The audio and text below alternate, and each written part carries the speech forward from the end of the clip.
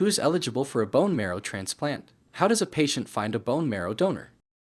We consider disease-relevant factors and patient-relevant factors to best determine who is a candidate for allogeneic transplantation. If we are talking about myelodysplastic syndrome, then not every MDS patient is candidate for transplant.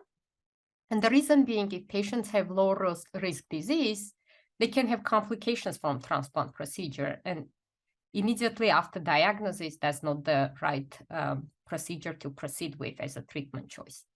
But if patients have higher risk disease, and that is determined by blast percentage, which are cancerous cells in bone marrow, as well as a need for transfusions, such as red blood cells, platelet transfusions, or chromosome abnormalities and mutational abnormalities, these all can help us determine who is higher risk patient.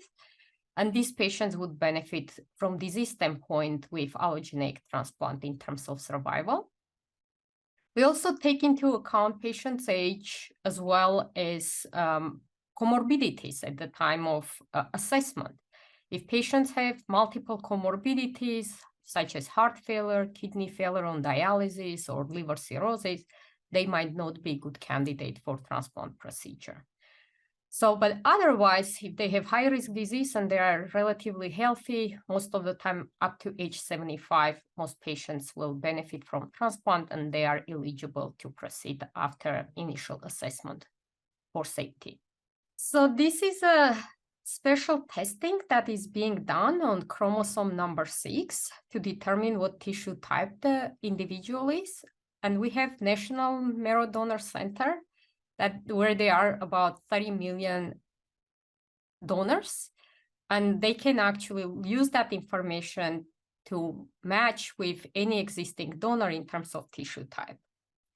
Or if we are using family members, then we are typing family members as well, and then looking into these called HLA markers to determine if family member is fully matched, half matched, or mismatched, to determine who could be a good candidate for serving as a donor for patients.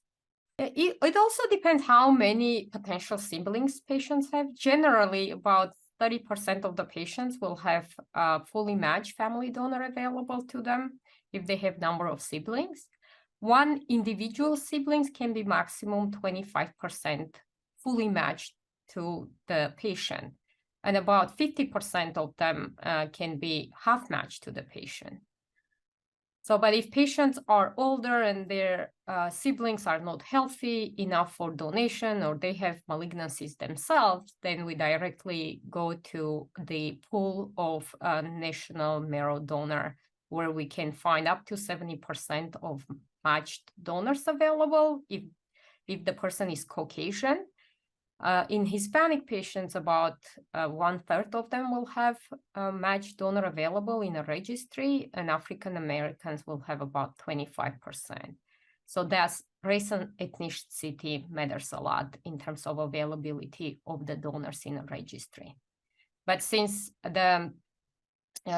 we currently expanded the pool of donors, allowing use of haploidentical, meaning half-matched donor options, most of the patients, more than 90%, currently have donor available, and rarely ever we turn patients down nowadays from transplant procedure just because of not having donor availability for them.